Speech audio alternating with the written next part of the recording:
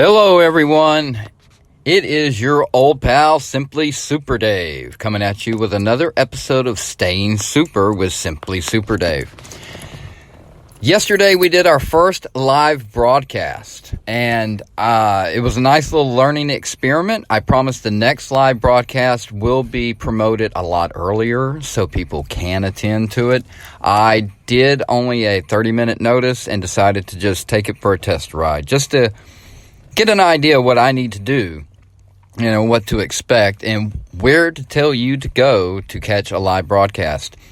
I am on every platform, but Spreaker, and Spreaker with an R in it, that's on purpose, is in conjunction, I suppose, with iHeartRadio. So that is the main platform to really get into the chat.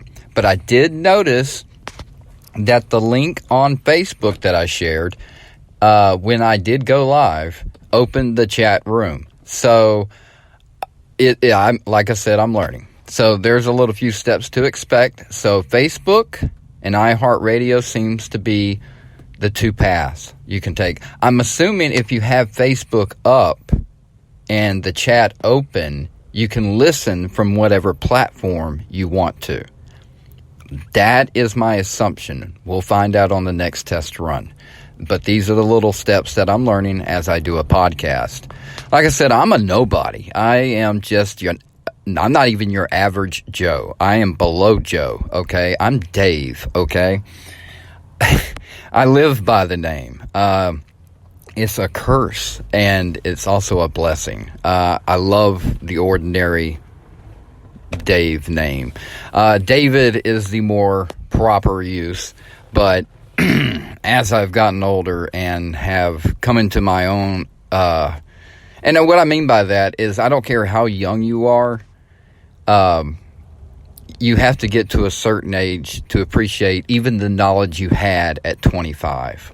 I don't know if I can say it any better than that. Knowledge is like a good stew. You get all the ingredients, but once you get it put together, it starts making more sense. You're like, yeah, this is getting good. And then you get at a certain age where all that knowledge kind of comes together and completes the pot of stew. And only then is it edible. So that's what I feel like knowledge is. And because with this little apple of knowledge in your hand, we tend to not use the machine in our head. And even if you are wrong and you think of crazy scenarios, then you're using the creative part of your mind. Is it all fantasy? No, it isn't. Because one thing we have been taught with stories and movies and cinema is that everything leads to a purpose. And things that are coincidental sometimes are, but more than likely not. And in this case, that's how I look at life. You might hear a B-52 bomber going above the sky here. That is the sound of freedom, folks. The sound of freedom. Anyway, in our digital world of information, we tend not to look up or try to figure out any problems anymore. If someone else already has a solution and they posted it on the net, instantly you know it. I'm not saying that's a bad thing. It's a wonderful fucking thing. I'm a lazy person. So I admit that freely. I am a lazy person. And when I work, I will work my ass off. It's getting me there. It's getting me there. And that's a lot of things in my life. I am always a no person, but if you get me there, I don't even know. Okay? But like I said, I'm a recluse, so I kind of stay in my bubble and I keep it kind of tight. So when I do this podcast, like right now, the bubble's big. I'm throwing it out to everybody. Feel the energy. Just like when the sun comes out, you can feel the warmth. But when the clouds take over and that sun goes away and that energy goes away, then, oh wow, it's a little bit chilly. You don't realize how important that distant ball of light really is and how much energy you are, And what's weird is that it's not actual, it's just heating it's just heating the whole thing up for you. You know, it's just like standing next to a fire, except it's the earth. You know, but yeah, I love to think about things, and I love to accept information from any source, as long as it's the truth. As long as it's it being reported. And when I say the truth, I'm not asking for solutions here. I just want to know what happened. That's it. What happened? I don't need to know why yet.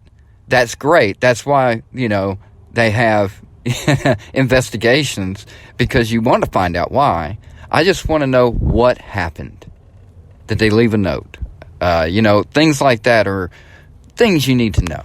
And in today's world of information, you get a story with it. You get the background, you get the whole life leading up to it. Well, here on the podcast, I take a different approach. If you haven't heard it yet, I suggest you start from episode 1 and work your way up to here, because I try not to tend to go back, but there is a lot of repetitive coincidences in all my podcasts. And the coincidences are things about problems. Not so much who said them, but what's being said. And that's what our media does today. They want to paint you a picture of a hero and a villain. That's not how life works, folks. Depends on what perspective you're looking from. The villain could be the hero, and the hero could be the villain. So, when I read all this information, and I get the whole story, I take it in, but I can give less of a fuck if this person's a bad person, but did they tell me the truth? You see what I'm saying here, folks? We are, and I'm talking about any news story that you watch or read, you know, and I'm not talking about local news. Those guys are on their own. They really do the da-da-da-da.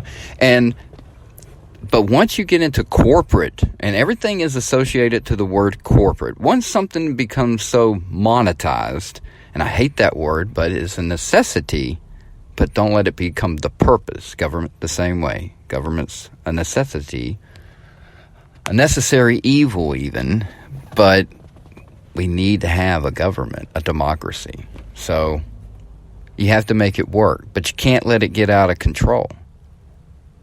And that's what we've done with our media. I really wish that in school they would teach a media class, like how to use any platform you get onto, or how to navigate any website. Like, for instance, Facebook. When we first were introduced to Facebook, we just did anything that you could on it. And one of the biggest misconceptions was, if you saw somebody you knew, you sent them a friend request, when you could have just sent them or followed them. You could just follow them. Be interested in what they post, but you don't get to see the details of their life. But then, you know, we all just, oh, I know, there's Bob from, you know, he used to beat the shit out of me every day, or call me this, or there's so-and-so, and she used to point out how ugly I was. Yeah, I want to be friends with that person. But yet we did. We friend requested every living soul that we knew, and people we never met before, when we could have just followed them. That's it, just followed them. That would have been proper etiquette. I would have liked to have known from the get-go. So by misusing a platform, or not seeing all the options there are to, you know, just being pushed through it like everybody else, hit the accept, comply, let's get to it. Don't read anything. Don't go to the menu, see all your options. None of that. I think that's a class that kids should be taught today. People are like, well, I'm going to keep my kid off the internet. I understand. I completely agree with that. But wouldn't it be nice if you could integrate your kid from the get-go, so they were masterminds by the end of it, because it's going to lead to a job somewhere, because that's where the future is. If you want a high-paying job, it's going to be something digital associated. Whether you work from home, all the things you're doing on a computer, just everything is digitally connected. If you know how to navigate, you're good to go. And if you're well connected and part of the matrix more and more every day, then you are good to go. You fight the system, life gets hard. You have to make hard decisions, compromise happiness for compensation. And that's a hard lesson as growing up you do. I was talking to a friend this morning, and he delivers liquor. And he's been doing it for many years. Good guy, hard worker. He's almost at every stop that I'm at. And he was talking about his video game almost got fried last night because he was on a 2-day run, and when he came back, the power got knocked out, so apparently there was a power surge. And I think it fried one of his chips. So the game kind of goes black from time to time. Any gamer has realized with glitches with your system is getting to that point. You know what I'm talking about, gamers. Anyway,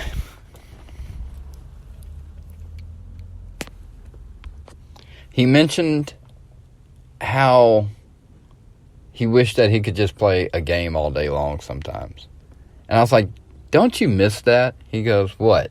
I said, when we didn't have bills to pay and we were kids and the goal for the day was I'm going to beat Mario. I'm going to beat that damn game today. What an agenda that was. That's when life was fucking awesome. But I used to get excited about what I was going to do all day that day. I had plans to, go into the woods on a nature walk and find out what's around that hill and down the railroad tracks. That's the kind of, I grew up with a lot of time where I thought and imagined, and I see past a lot of bullshit, and I can sense it pretty damn well. And I'm at the age where my stew pot is about ready to be eaten. And so when I look at things, I have a different perspective because I take into account everything that happens. The point I was getting to earlier was sometimes when something happens, don't deal with the problem, not the person. Their history has nothing to do with what has happened. If anything, the history should tell you that if this person does it over and over again, they're going to probably do it again. When someone makes a mistake, there shouldn't be a life lesson attached to it. If someone, it's just, I think we have been so misguided on our information with people that we hear the truth, but it's wrapped up in a bad person, so we don't accept it. Okay, that's telling more than the news to me. That's a narrative. And they do it with every news story. Every news story. I would love to hear things people do instead of more stories about who they are. Like, we don't need to know. You know what? That's an endless topic right there. It really is. Don't get me wrong. There are inspirational people out there. But a lot of us have fucked up, and they will. And that's part of life. Having a digital media world that focuses so much on people's mistakes to discredit them, rather than ever acknowledging any of the good things about anybody, puts us in a constant state of awareness that everybody is evil. Or they're the bad guy, or they hate me, or they blah, blah, blah. You self-project, and I do mean self-project because nobody's talking in your head but you. You self-project a lot of negativity on yourself based on things that you lack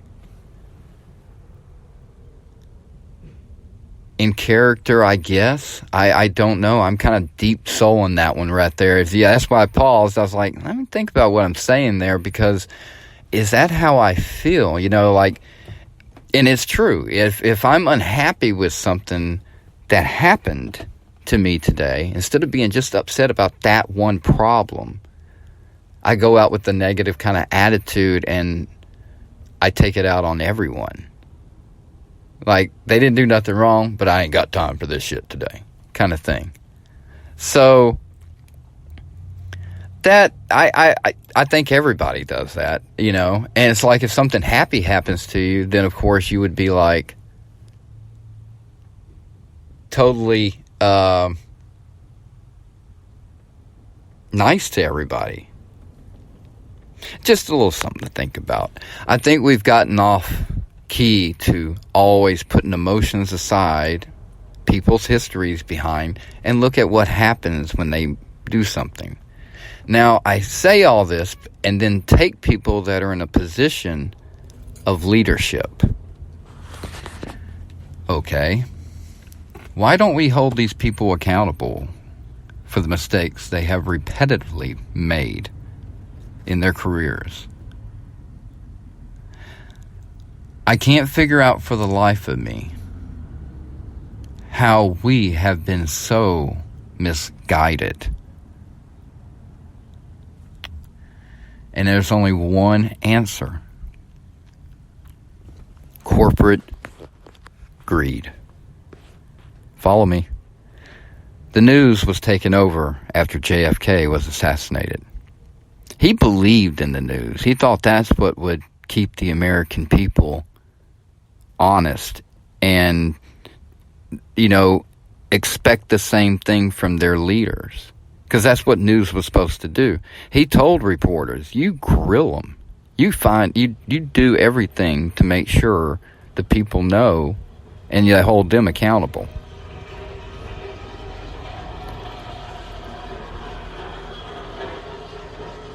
I would describe to you the dragging noise there, but I really don't need to.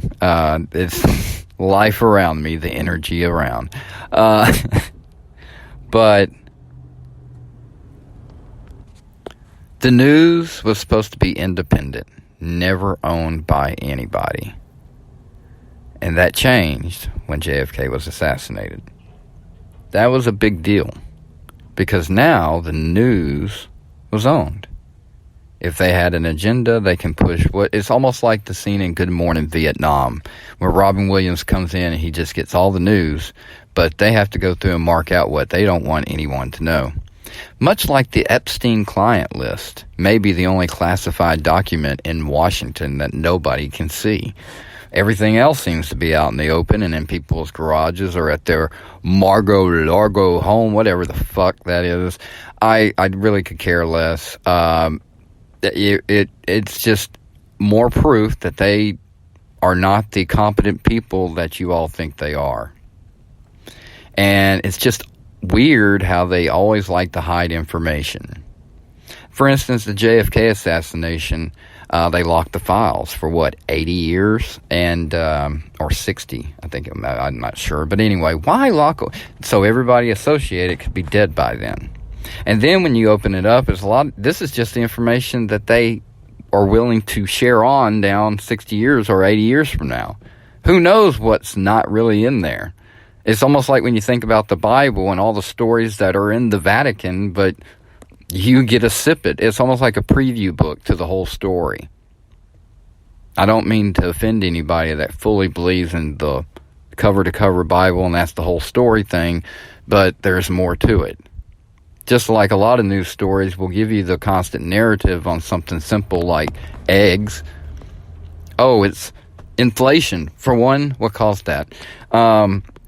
Two, the price of grain because of the war with Ukraine and Russia. Okay, I have a solution for that. If I'm sending you tanks and military ammo and whatever you need to do to shoot these guys back, why don't you send me some chicken feed and shit like that, you know? I'm sure y'all are producing grain because what would stop you? I mean, if you're in full war mode over there, then you are going to feed your people, and that's a product that you would constantly have to make. And not only that, I think that's a pretty good compromise. I'm sure you got enough people over there to run a grain mill or whatever. I'm just saying, grain for weapons. I mean, there's a solution. maybe even loan them the weapons so we ain't got to make new ones for that. I mean, I think in a conservative sense, but the military will drag it out like they're building a toilet in the middle of a park. It becomes a logistical nightmare that takes 3 years to accomplish, when a plumber can just go in and put the toilet. I'm just saying. Bill Maher, credit to that. Brilliant point. If you catch a clip of that somehow, I would recommend. I love Bill Maher. He's totally left. Well, he is not totally left. He's left. Totally left is extremely left, and that's the problem. Bill is towards the middle, but he's left. And I think I'm more where Bill is. I think if I was ever anything before, it was right. But I've never voted for the right. Actually, looking back at my first election, everything, it was like Bill Clinton. And so I got the ball rolling. I voted third party and Democrat. That's my voting history. But I am a conservative. So I've never endorsed the party that was telling me I can't do something. If they were too restrictive, I was against them. And that was the Republican Party in my early years. Now, oddly enough, it's the Democrat Party. No, ho. I know they're progressive. But in the process of saying you can do all these things as a human being, you can be whoever you want to be, whatever. And I fully endorse that. I'm an art person. I think you should be whoever the fuck you want to be. I'm interested in people who are nothing like me. The more different you are, the more interesting you might be, in my opinion. People like me bore the shit out of me. I'm like, God, this is a babbling idiot. You don't shut up. But they don't want you to do a lot of things to accomplish those things. That makes no fucking sense to me. So you're going to make laws of what I can't do, but you say I can do all these other things as a human being. And when I say all these things as a human being, I'm talking about anything you can think of. Okay, seriously. It's America. That's what's beautiful fucking about it, and I love it. And I love that we are getting to that point where we're accepting, whether you like it or not, the openness of people and who they want to be. Let them walk down that road if they want to, and if they find out later on they made a mistake, I think they should be able to change their mind and do, as long as the person is happy and they're in their bubble, go for it. And I love it, okay? But there's no reason you should tell me no to this and no to that. The Epstein list is not knowledgeable for public consumption because they can't handle it. There is a client list, and they do have it. But they don't think you can handle the truth. Can you hear Jack Nicholson when I said that? You can't handle the truth. That is a fact and reality they carry out with media on the everyday. The eggs, sure. I take into account inflation. That is a whole subject on its own. And I do take into account a war going on in Ukraine, even though that's a good solution, make grain for weapons. But there is more to the story than that. That still does not explain why they are so much more expensive. And they give you two reasons. But I really don't think the Ukraine-Russia thing, I'm sorry. That's just world news. Yeah, that affects it. Yeah, it might. It's a ripple. But the 122 barn fires that happened last year that killed over 500,000 animals. And these are legit farms. We're not talking about living out in the country Hicks thing. And these things do happen because, look, it's a wooden place for most places. Other ones are corporate, and they're huge. And then most are metal, really, and fiberglass, come to think about it. But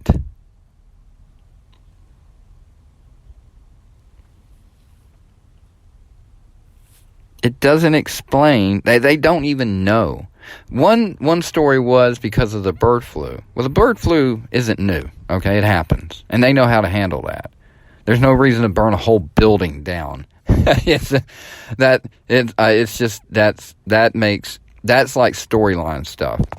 But as I read into it, because that did make sense to me at first, I was like, that could happen. That would be a good reason to burn a barn down. And you hear barn, you think wooden barns, but some of these structures are huge.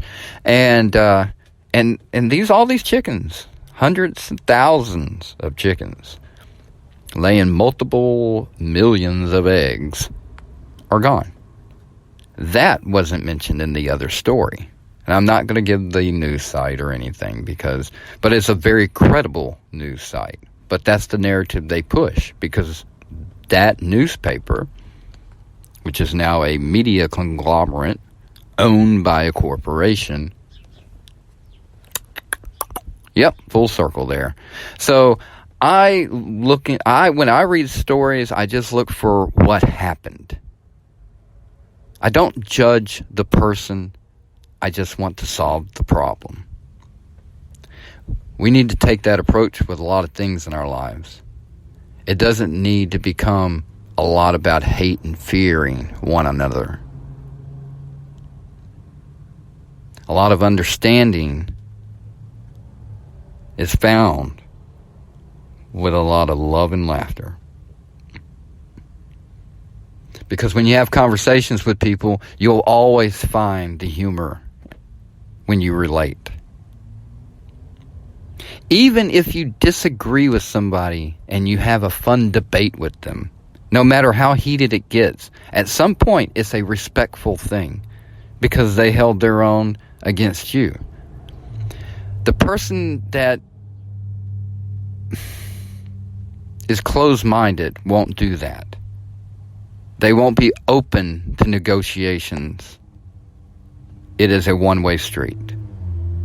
Those people tend to meld better with other one-way street people.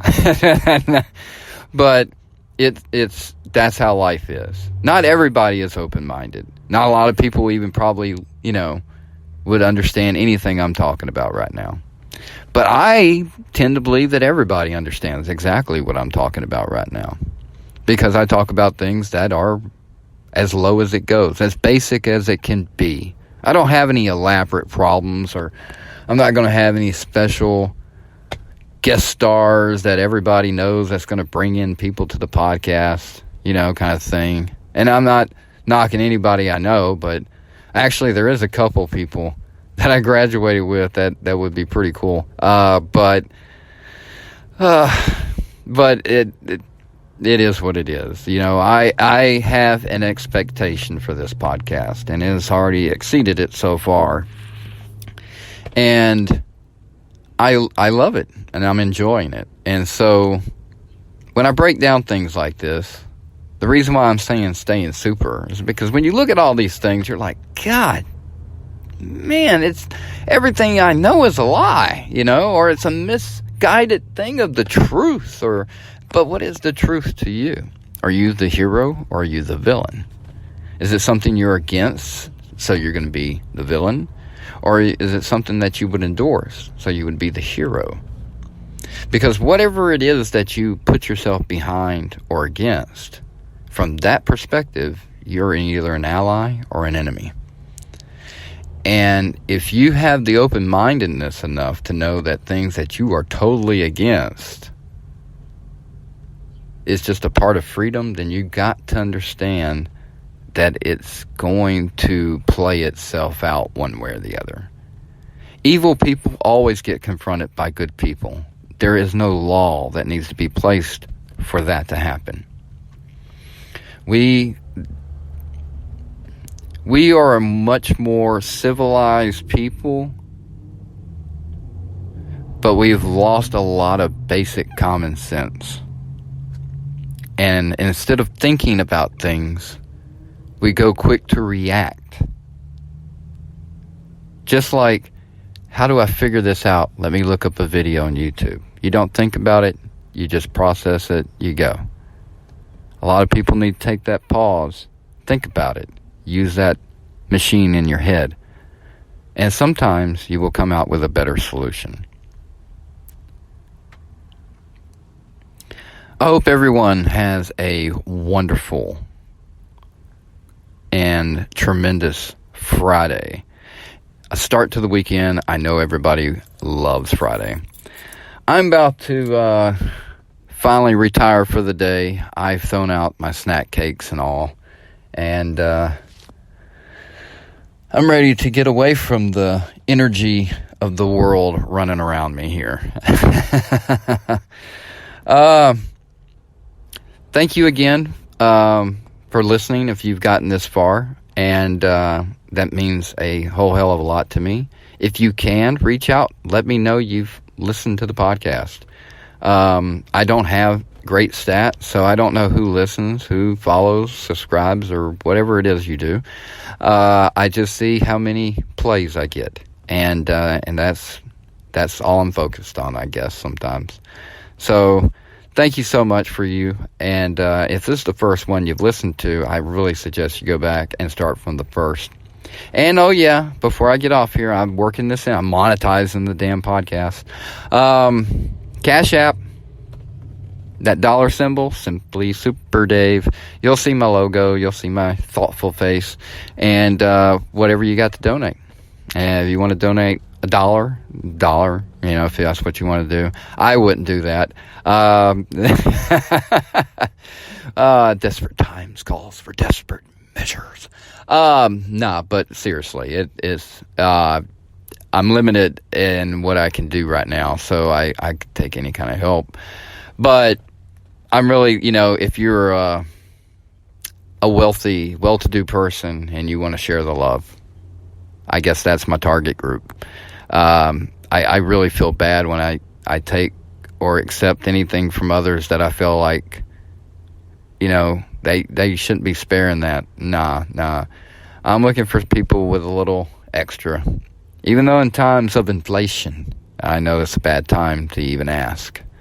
But if you are well-to-do and you do want to donate and help somebody out, I'll appreciately take it. Not too proud to beg. Okay, TLC taught me that. Hope everybody does use that love and laughter mentality out there. A lot of hate and fear to conquer. Peace. SimplySuperDave is out.